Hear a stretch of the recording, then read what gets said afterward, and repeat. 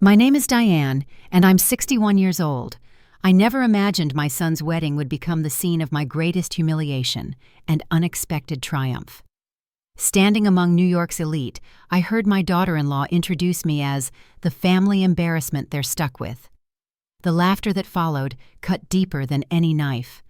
But when her father's eyes widened in recognition, everything changed in an instant. Let me know where you're watching from and hit that subscribe button. Sometimes the people who underestimate you the most are the ones who need the biggest lesson. I've always lived a simple life in a small coastal town in Maine. My modest two-bedroom cottage sits on a cliff overlooking the Atlantic Ocean, with wildflowers dotting the path to my front door. Most days you'll find me in jeans and comfortable sweaters, hair pulled back in a practical bun, hands often dirty from gardening or crafting. My neighbors see me as the quiet widow who makes excellent apple pies for community gatherings and volunteers at the local library twice a week. What they don't know, what almost nobody knows, is that 30 years ago, I co-founded Cooper Tech, one of the first successful cybersecurity companies in America. When we sold it to a tech giant 15 years ago, my share was worth $4 billion. I grew up in a working-class family in rural Pennsylvania. My father worked at the steel mill, my mother cleaned houses for wealthy families. They taught me the value of hard work education and humility. After putting myself through college with scholarships and 3 part-time jobs, I met James Cooper during my graduate studies in computer science. We fell in love, married, and started our company in our garage with nothing but determination and technical know-how. When James died suddenly of a heart attack 16 years ago, I was devastated. Our son Michael was just 15, trying to navigate adolescence while grieving his father.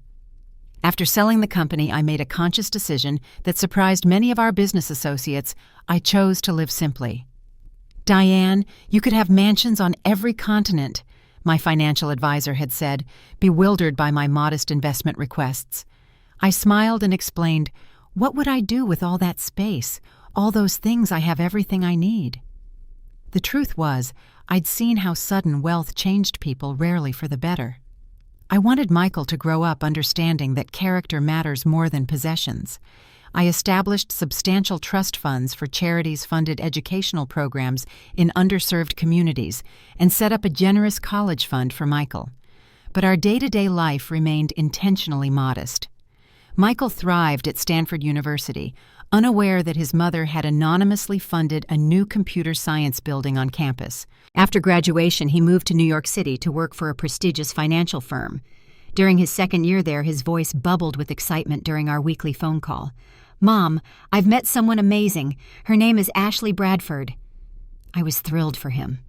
3 months later, during his Christmas visit home, I could see the love shining in his eyes as he showed me pictures of a stunningly beautiful young woman with perfectly highlighted blonde hair, designer clothes, and a dazzling smile. "Her family owns Bradford Properties," Michael explained. "They develop luxury real estate all along the East Coast." "She sounds lovely," I said, meaning it. "I can't wait to meet her." The first sign of trouble came during that same visit when Michael received a video call from Ashley. I was in the kitchen baking cookies but could hear their conversation. "Is that your mom's house?" Ashley's voice carried a note of surprise I couldn't quite place.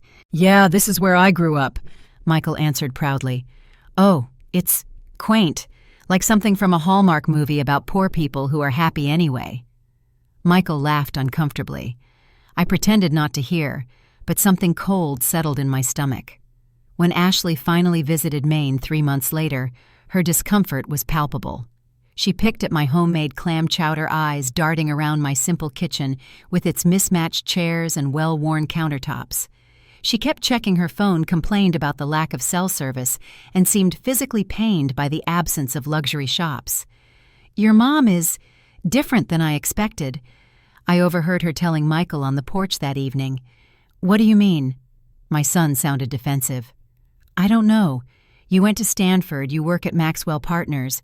I guess I thought your family would be more established." I tried building a relationship with Ashley over the next few months. I sent thoughtful gifts, called to ask about her interests, even offered family recipes when she mentioned hosting a dinner party. Her responses were always polite but distant. When Michael called to announce their engagement 6 months later, I was genuinely happy for them, despite my reservations about Ashley. My son was in love, and I would support his choice wholeheartedly. "The wedding will be at the Plaza in New York," Michael explained. "Ashley's parents are handling most of the arrangements." "That sounds wonderful," I said, even as I wondered how I would fit into such an extravagant event. "Mom," Michael added hesitantly, "Ashley's family is very particular. They move in certain social circles." "You're worried I'll embarrass you," I said gently. "No, never. I want everyone to get along." Little did either of us know how prophetic those concerns would prove to be. I spent more money on my mother of the groom dress than I had on clothing in the previous 5 years combined. The navy blue silk ensemble with its modest neckline and knee-length skirt was the most elegant option available in Portland, the largest city near my home. The local seamstress altered it perfectly to fit my petite frame, and I splurged on new shoes and a matching handbag. "You look lovely, Diane," my friend Susan assured me during my final fitting. "Very appropriate and elegant." I flew to New York 3 days before the wedding for the engagement dinner at the Bradfords' penthouse apartment overlooking Central Park. The doorman gave me a dubious look as I approached the gleaming building, clearly assessing my practical travel clothes and small suitcase. "I'm here for the Bradford Cooper engagement dinner," I explained. "I'm Michael's mother." His eyebrows rose slightly before he directed me to the private elevator. The penthouse was opulent beyond anything I'd imagined. Crystal chandeliers hung from coffered ceilings, museum-quality art, adorned walls covered in silk wallpaper, and floor-to-ceiling windows showcased spectacular city views. Uniformed staff circulated with champagne and hors d'oeuvres among guests dressed in clothing that probably cost more than my car. Ashley spotted me first, her smile faltering momentarily before she glided over in a designer dress that seemed molded to her slender figure. "Diane, you made it." She air-kissed near my cheeks. "Let me introduce you to my parents." William Bradford was tall and imposing with silver hair and the confident bearing of a man accustomed to power. His wife Victoria was a polished version of Ashley, with the same blonde hair and blue eyes, though hers had a calculating coldness that made me instinctively uneasy. "So you're Michael's mother," Victoria said, giving me a deliberate once-over. "How nice to finally meet you." "Thank you for hosting this beautiful dinner," I responded warmly. "You have a lovely home." "It's actually our secondary residence," Victoria corrected. "Our main estate is in the Hamptons, though we also have places in Palm Beach, Aspen, and Paris." "How nice for you," I said, unsure how else to respond to what felt like a deliberate attempt to highlight the disparity in our circumstances. Throughout the evening, Victoria made several comments that landed like tiny darts. "Oh, is that accent from Maine? How rustic." "Your dress is quite sensible, very practical for someone your age." "It must be so quiet in your little town. I would simply die of boredom." I maintained my dignity and good humor, focusing instead on meeting Michael's future in-laws and celebrating his happiness. Yet I couldn't help noticing how Ashley kept steering me away from conversations with their most prestigious guests, or how she corrected my pronunciation of the French dishes being served. Later that evening, I pulled Michael aside. "Honey, is everything okay? Ashley seems a bit tense." He ran a hand through his hair, a nervous habit since childhood. "It's just wedding stress, Mom. The Bradfords have invited some really important people, business associates, society friends. And she's worried I won't fit in," I finished gently. "No, it's not that." But his eyes slid away from mine, and I knew my assessment was correct. On my way to the bathroom, I overheard Ashley speaking with a friend in the hallway. I paused, not intending to eavesdrop until I heard my name. "His mother is exactly what you'd expect from someone who's spent her whole life in a fishing village," Ashley was saying, her voice carrying a mocking tone. "Complete with the dowdy clothes and provincial accent. Thank God Michael didn't inherit any of that." "How do you stand it?" her friend asked with a laugh. "The things we do for love." Ashley sighed dramatically. "At least she lives far away. Can you imagine having a mother-in-law like that in the same city?" I quietly retraced my steps, my cheeks burning with humiliation. That night in my hotel room, I seriously considered making an excuse and missing the wedding altogether. But I couldn't do that to Michael. He deserved to have his mother present on his important day, no matter how his bride felt about me. I raised him to be kind and respectful to everyone, I reminded myself as I wiped away tears. If these are the values his new family embraces, then he'll need my example more than ever. The wedding preparations continued with mounting tension. I received a text message from Ashley explaining that the bridesmaid's dress fitting was just for the wedding party and very close family friends, effectively uninviting me from an event typically attended by the mother of the groom. When the photographer discussed formal portrait arrangements with the wedding party, Ashley interjected, "We should do the main family shots with just my parents, Michael and me. We can get a few casual ones with Diane later if there's time." I said nothing, determined not to create conflict before my son's wedding, but each slight accumulated like stones in my pocket, weighing me down with hurt and disappointment. Michael noticed my exclusion from several pre-wedding events and confronted me in my hotel room the day before the ceremony. "Mom, are you and Ashley having problems? She says you've been declining invitations to wedding activities." "Declining?" I asked, genuinely confused. "Michael, I haven't been invited to most events. The bridesmaids' luncheon, the spa day, the family dinner at that French restaurant last night." His face fell. "Ashley told me you said you weren't interested in those fancy city things." The realization that Ashley had been actively lying to my son about me felt like a physical blow. "That's not true, Michael. I've been sitting in this hotel room most of the time waiting for invitations that never came." Michael paced the room, clearly distressed. "I don't understand. Why would she do that?" I chose my words carefully. "Honey, Ashley comes from a different world than we do.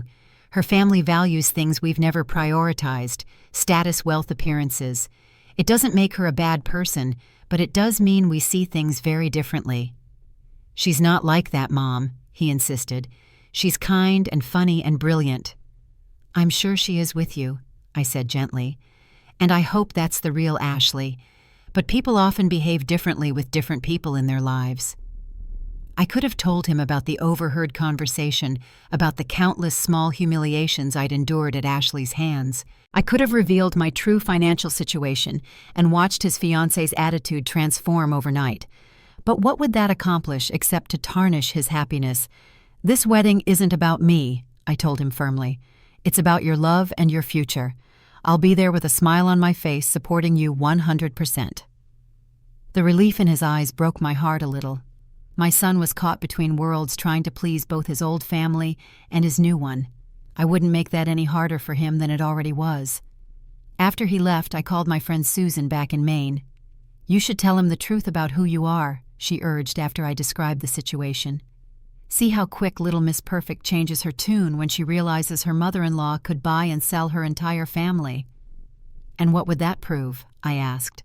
"That she values wealth and status over character. I already know that. I want Michael to see it for himself if it comes to that." The rehearsal dinner that night was hosted by the Bradfords at an exclusive restaurant overlooking the city. I wore my second-best outfit, a simple black dress with pearl earrings that had belonged to my mother. William Bradford held court at the head of the table, regaling guests with stories of his business triumphs and name-dropping celebrities who had purchased Bradford properties. "Real estate is about vision," he announced, "seeing potential where others see only problems." "I couldn't agree more," I offered during a rare pause. "In the tech world, we had a similar philosophy about identifying problems as opportunities." William's gaze sharpened. "Oh, were you in technology, Diane?" Before I could respond, Ashley interrupted. "Daddy, have you told everyone about the governor attending tomorrow? Such an honor." The moment passed, but later that evening, William cornered me near the bar. "Michael mentioned you worked in computers before retirement. Anything I might have heard of?" "Just a small cybersecurity firm," I said with a smile. "Nothing very exciting." "Always looking for good tech investments," he pressed. "What was the company called?" I was saved from responding by Ashley calling for toasts to begin. As I watched William return to his seat, I realized he was the type of person who valued others only for what they could offer him. Status connections, opportunities for profit. I went to bed that night with a heavy heart, but a firm resolution. I would maintain my dignity throughout the wedding, no matter what indignities came my way. For Michael's sake, I would endure. The Plaza Hotel ballroom was transformed into a floral wonderland for the ceremony and reception. White orchids and roses cascaded from crystal vases, while champagne fountains sparkled under chandeliers. The estimated cost of this single day would have funded several scholarships at my educational foundation. I sat alone in the front row on the groom's side during the ceremony, acutely aware of the sparse attendance on Michael's side compared to the hundreds filling Ashley's. My son looked handsome and nervous in his tuxedo, his face lighting up as Ashley glided down the aisle in a gown that probably cost more than my entire wardrobe. Despite everything, the ceremony moved me to tears. The love between them was genuine, at least on Michael's part. I hoped Ashley truly loved him for himself, and not for what he represented, an intelligent, handsome young man with excellent prospects who could be molded to fit into her world. The reception began with cocktails and hors d'oeuvres, while the wedding party took photographs. I stood awkwardly near the bar, ignored by most guests who were clearly friends and associates of the Bradfords. Occasionally someone would approach, ask my connection to the wedding, then quickly drift away upon learning I was just the groom's mother. As dinner approached, I found my assigned seat at a table far from the main wedding party, populated mostly by distant Bradford relatives. I was taking a sip of water when Ashley appeared at my side, accompanied by her parents and a group of elegantly dressed friends. "Everyone," she announced with a brittle smile, "this is Michael's mother."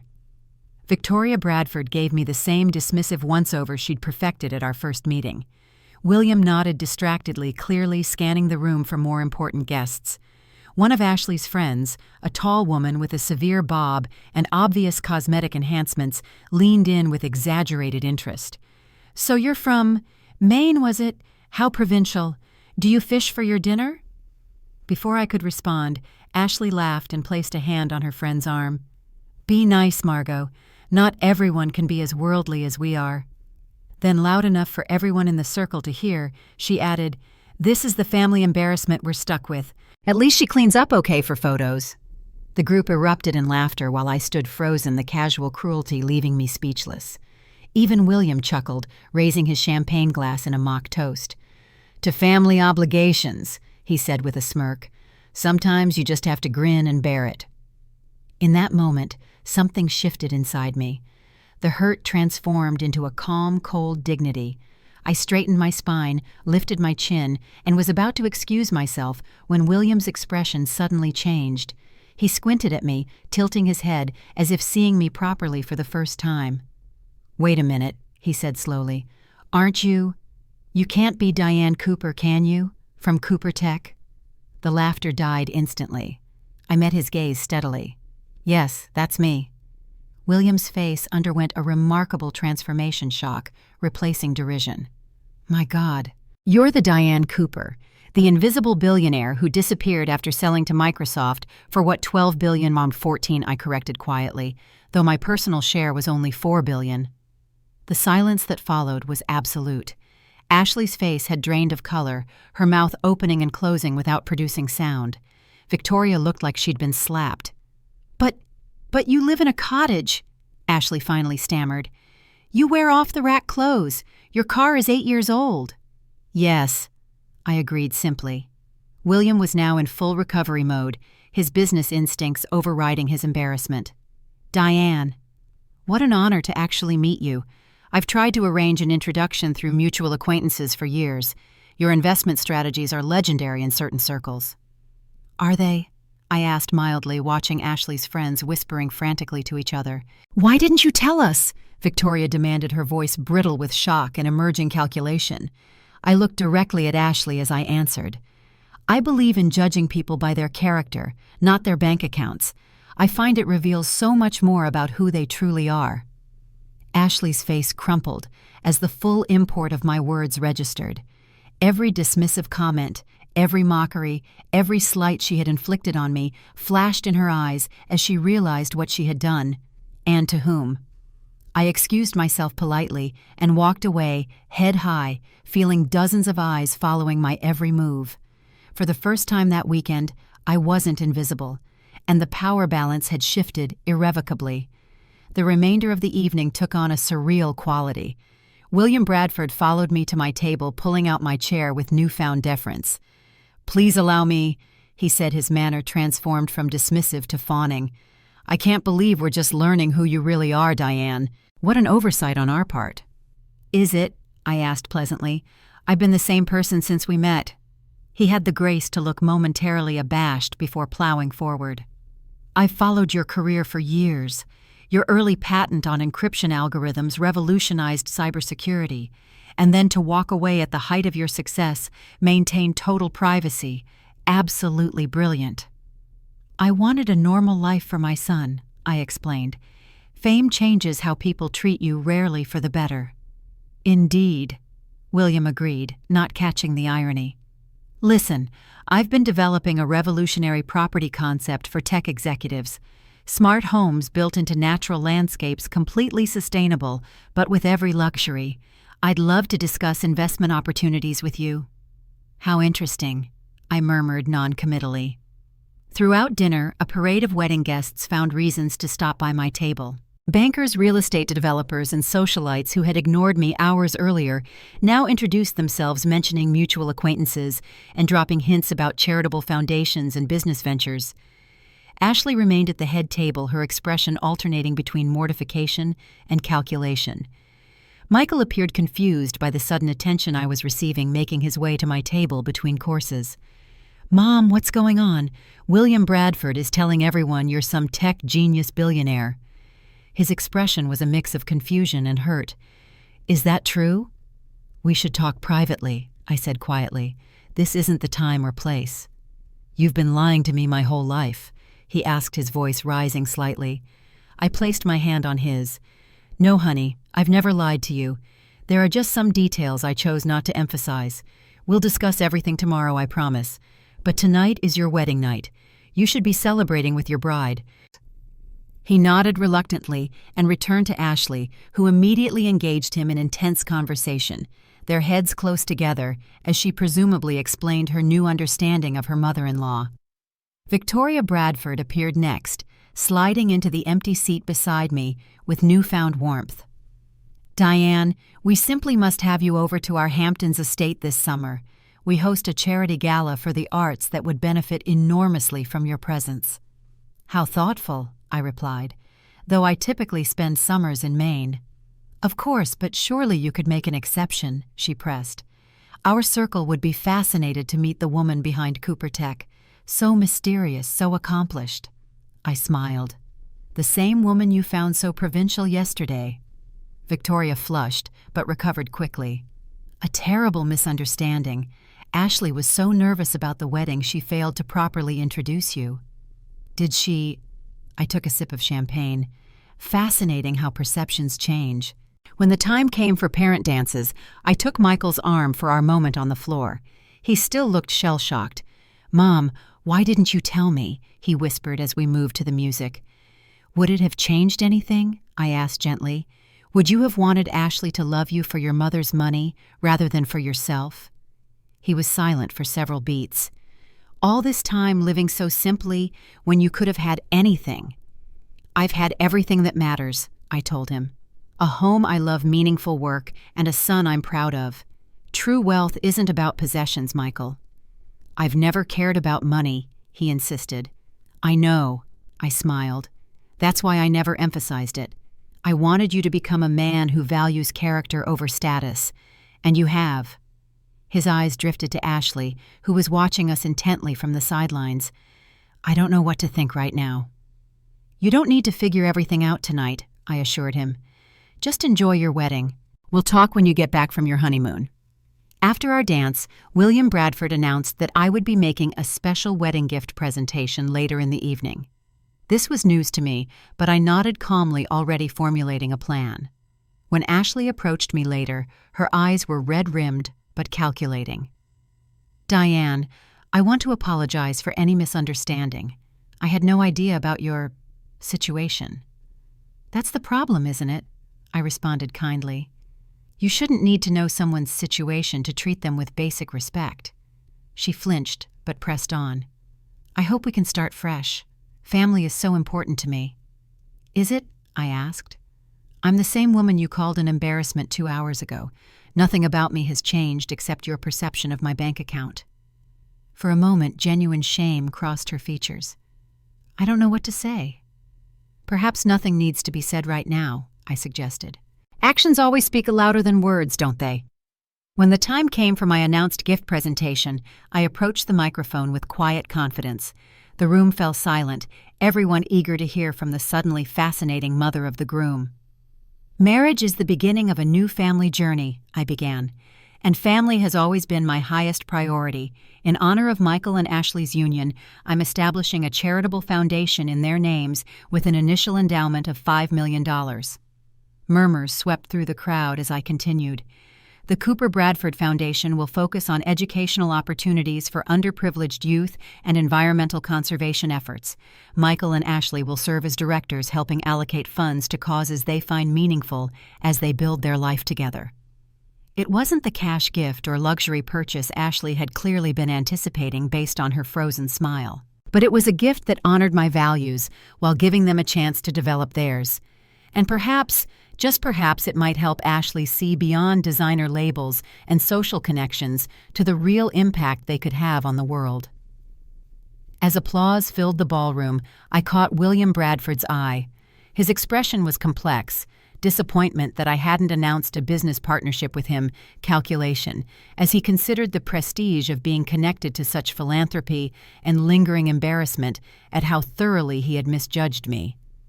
I returned to my table feeling lighter than I had in days.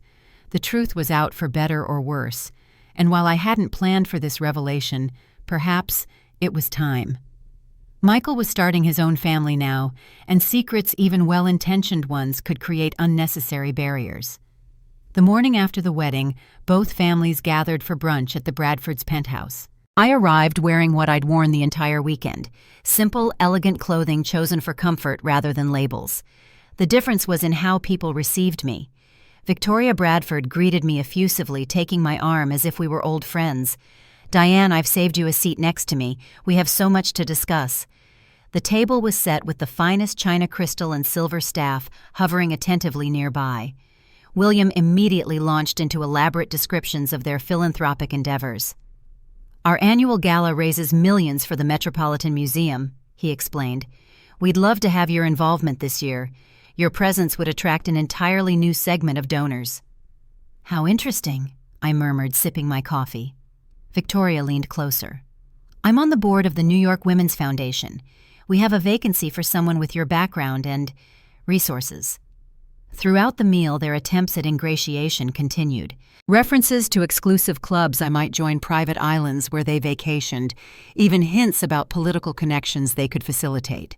The same people who had dismissed me as provincial and embarrassing now treated me as if I were royalty. Ashley watched these interactions closely, her expression uncertain. When the opportunity arose, she approached me on the terrace away from the others. "Diane," she began hesitantly, "I want to apologize, properly. What I said was unforgivable." "Yet here you are seeking forgiveness," I observed. She flushed. "I deserve that. I was cruel and judgmental, and there's no excuse. I was taught that people's worth comes from their status, their connections, their visible success. And now I'm confused," she admitted. "You have all that more than my family ever will, but you choose not to show it. I don't understand why." It was the first honest thing I'd heard from her since we'd met. "Maybe that's something worth thinking about," I suggested. "Why do we value what we value? Who are we when no one's watching or judging?" Her brow furrowed as she considered this. "Michael is so angry with me. He says he doesn't know who I really am." "Do you?" I asked gently. Her eyes filled with tears. "I don't know. I've always been Ashley Bradford William and Victoria's daughter.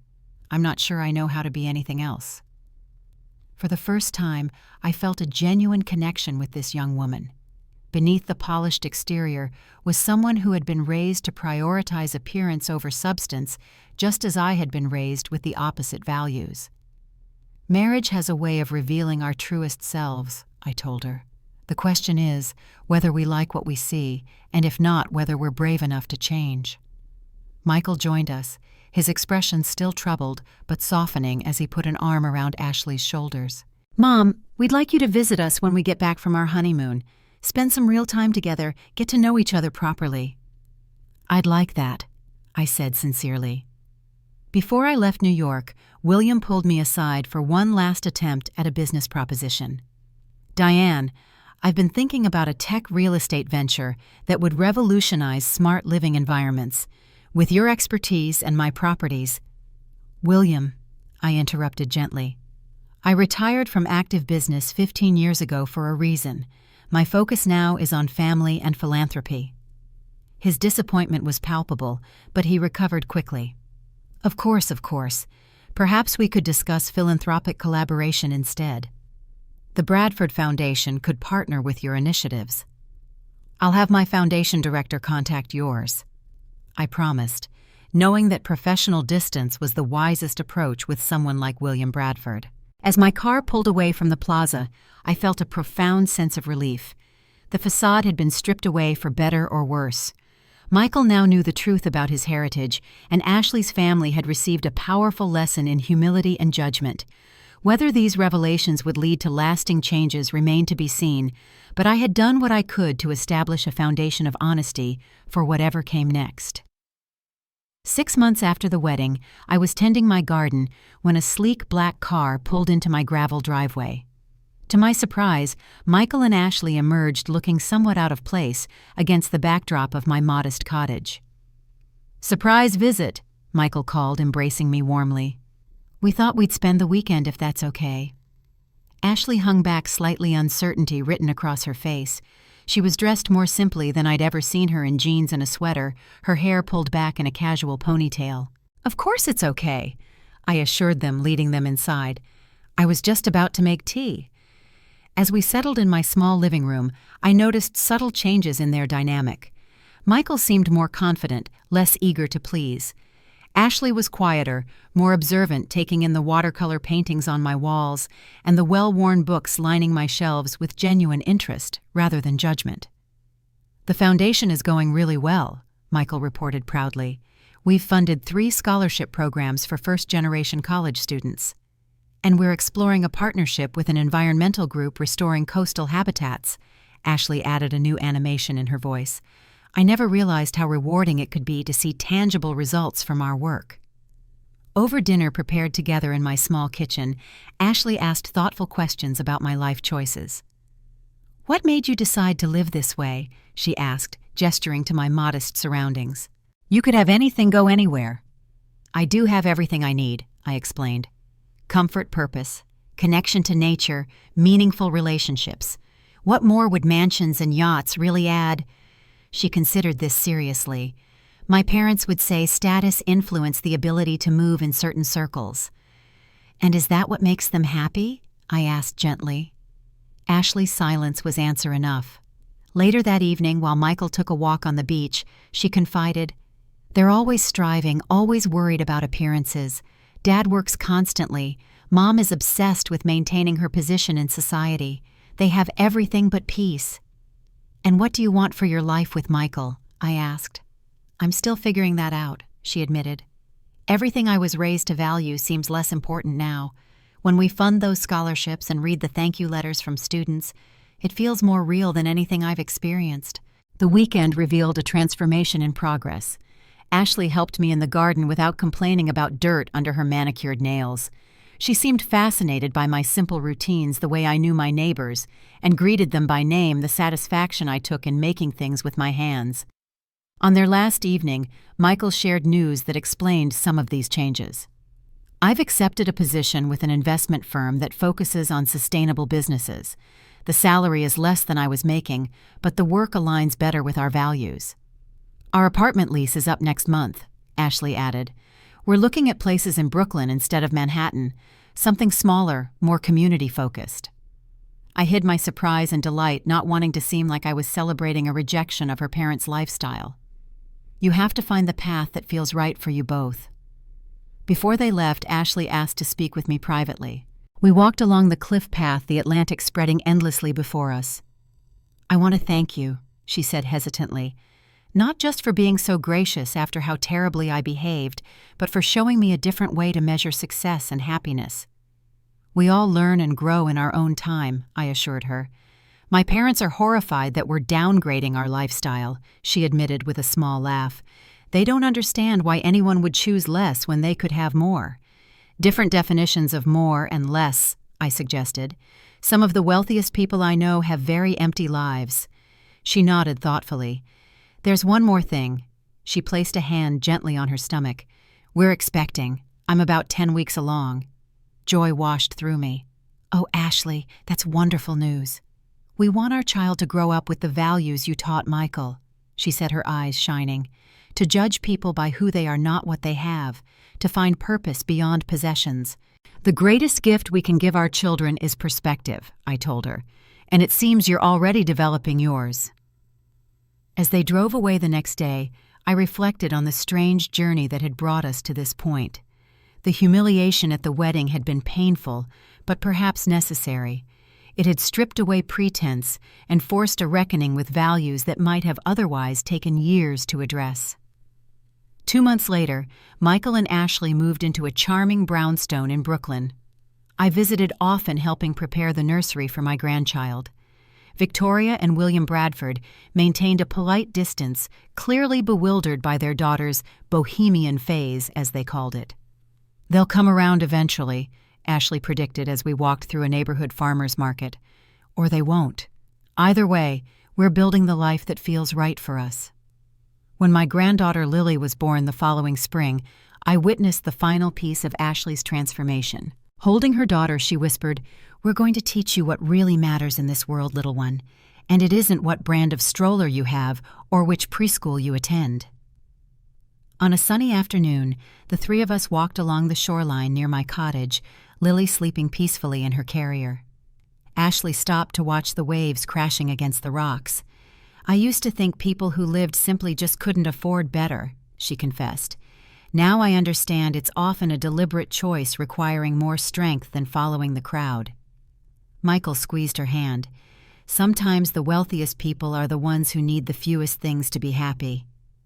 Perhaps the greatest gift I could give my granddaughter wasn't the substantial trust fund I'd established for her education or the inheritance that would eventually come her way.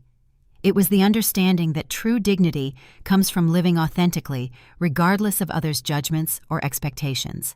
Have you ever been underestimated or judged unfairly based on appearances? How did you respond? Share your story in the comments below. And if this tale of unexpected triumph resonated with you, please hit the like button and subscribe to hear more stories about finding dignity in difficult circumstances. Don't forget to share with someone who might need a reminder that our worth isn't determined by others' perceptions. Thank you for listening, and remember, sometimes the quietest lives hold the most powerful truths.